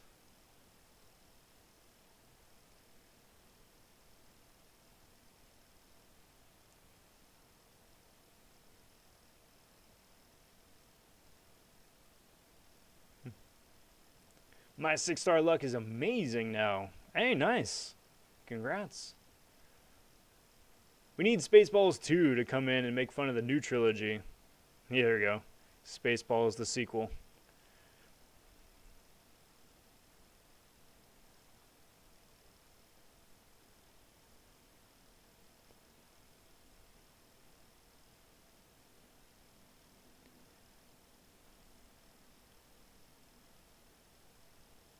Like even with like Rise of Skywalker, if you just like accept face value that Palpatine is not only back, but he's been masterminding this whole thing.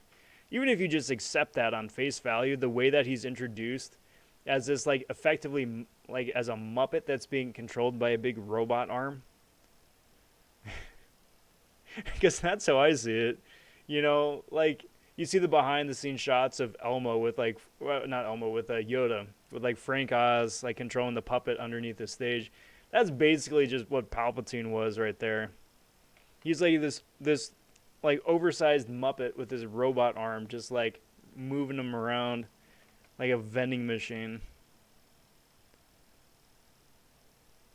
It's so delightfully silly. Supersonic's stopping in saying, "Sup, Rob? What up, bud? Happy Sunday. Welcome to the serial stream. Good to see you, bud. The Christmas special is better than the Rise of Skywalker. Yeah. Yeah, I'd agree with that. That's saying something. Someone called all the ships to help fight. Kind of happened in a Marvel movie before that movie came out. Yeah. How to fail at Avengers Endgame.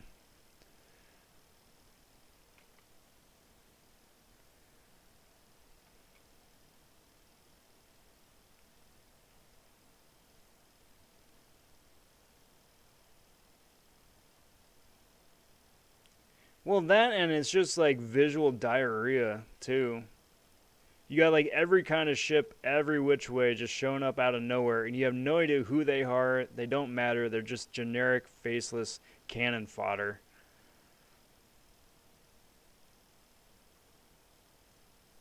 Who all just happen to traverse the extremely difficult to navigate path to Exegol. Because, of course, they did.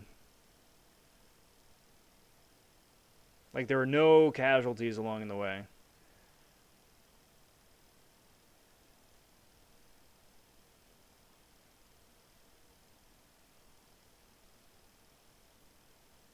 You know what I really would have liked to have seen at the end of Last Jedi, which would have made a much more interesting follow-up to that, is if Rey joined the dark side. Like, Kylo was like, yo, dude, let's, like, join forces and do our own thing. And then she'd been like, yeah, man, let's do it. And then they do. And that's how they end the movie. That would have been so much fun. Looked up, saw shards. No surprise. I don't know. I don't know. It's the CCP payment program. CCPPP. It's the CCPPP. They need to work on their abbreviations a little bit more. Their shorthand. It's all good. Hunting some Nexus crystals. Did 7 paths in 7-1. Not even near finished, but it's a start. Yeah. Exegol was such a letdown, so much lost potential. Yeah, it's like we've been building this armada of Star Destroyers, each with a Death Star laser on it, for the last 20 years, or more than 20 years, the last like 25 years or so, 30 tops. And now's the time to do it. Now's the time to launch everybody. And within an hour of them launching, after 30 years of prep, they're like, oh, well, so much for that. Not to mention all like the crew of all the ships that have like been born and grew up and lived on these Star Destroyers the last 30 years. They're like, hey, now's our time to shine. We got this. It's our moment. And then they're like, well, guess I'm gonna die.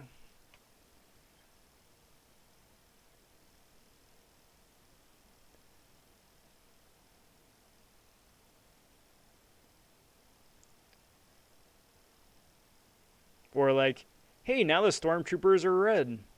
Why are they red? Because toys. And it's never explained or visited or touched upon again. So here's the thing. Here's my take. I don't have a problem with Rey adopting the name Rey Skywalker. I don't have a problem with that if they had been building up her character and her whole plot, her whole point from the beginning. Right?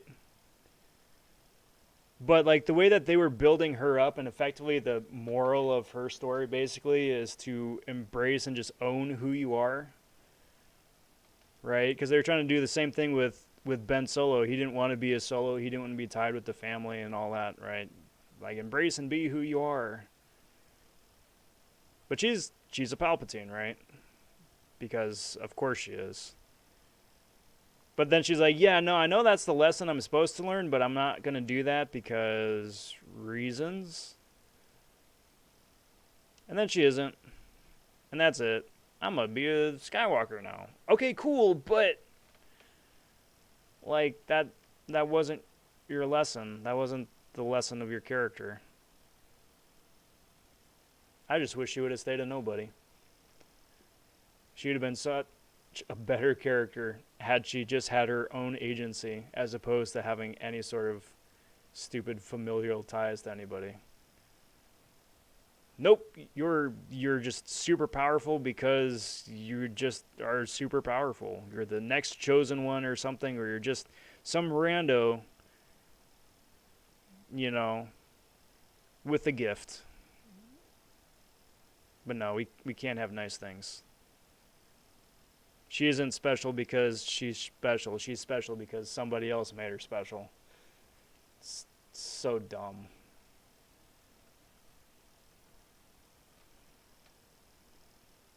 Seven stars should be added about a year after 6-star rank 5s. It's an interesting input there, Jacob. It's an interesting input. So that probably is like at least another year and a half down the road. Because if rank 4s are getting introduced now, I reckon that rank 5s are going to be next year at some point. So then end of next year, perhaps. It's a gray area. I see what you did there, PP. I see what you did there.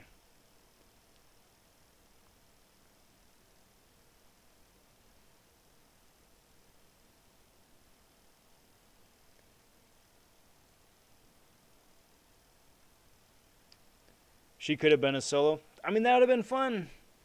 That could have been fun. Nope.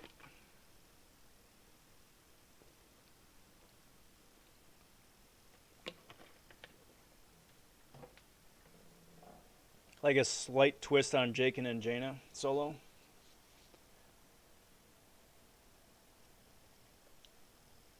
Nope.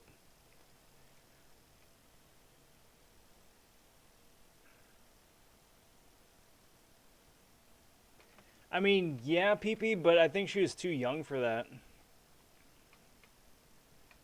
Because, like, I reckon that if they had a kid, and they might, depending on what they do with the Obi-Wan show, that kid would be the same age as Luke.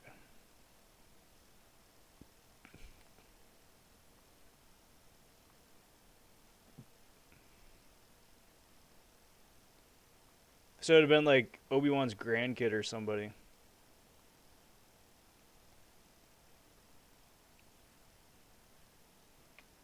Which, I mean, maybe.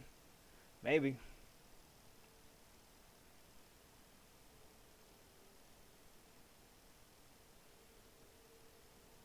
No, I don't want to use Ghost against Venom. Thank you very much.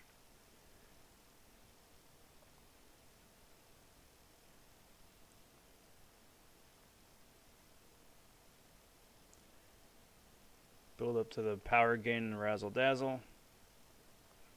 Get the Dex charge on him, which isn't great, but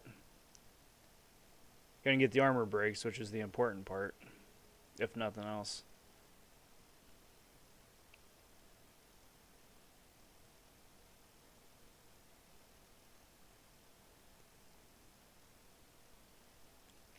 Alright, so let's do a couple things.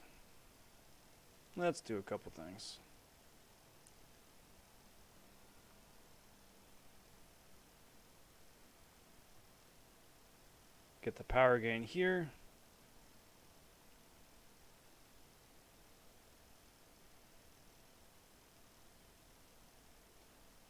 Well, that was lucky. That was super lucky.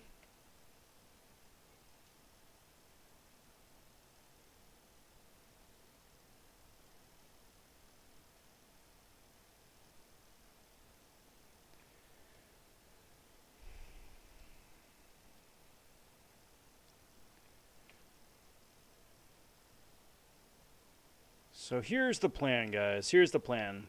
The Morningstar here is going to wind up being the last fight of the stream. I'm going to open up one of these quest monthly crystals afterwards. See if I can't get something better than a 3-star for a change. And then see about getting a raid going too. Do a little of that, little of that. Little of that.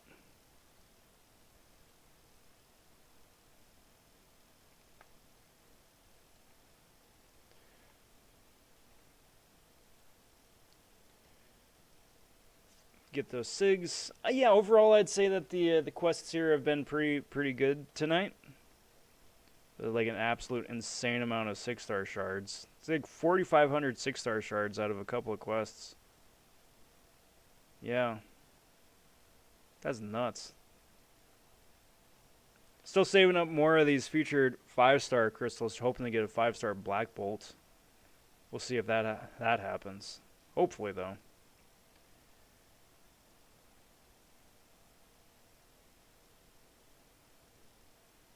Alright, so here we go. Here we go. If you guys want to guess who's going to pop out of the crystal, throw that up in chat.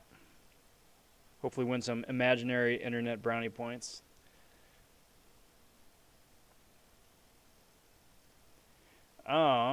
And as this is spinning out, there's a link to BG's stream. Let's go pop in and say howdy. Under Rob Von Raid. And I want to thank you guys for hanging out here tonight. This has been the Father's Day Summer Solstice edition of this Super Serial Sunday Serial stream. We'll be back again tomorrow night with some more fun and antics. But please do consider liking the video, subscribing to the channel. All that stuff helps the channel grow. I do appreciate it. Tonight's crystal is magic. 5-star magic. Nice. That's not a 3-star. I'll take that. It's the best thing I've pulled out of these so far. That's a max sig too. Very cool. Yeah, so that's a win.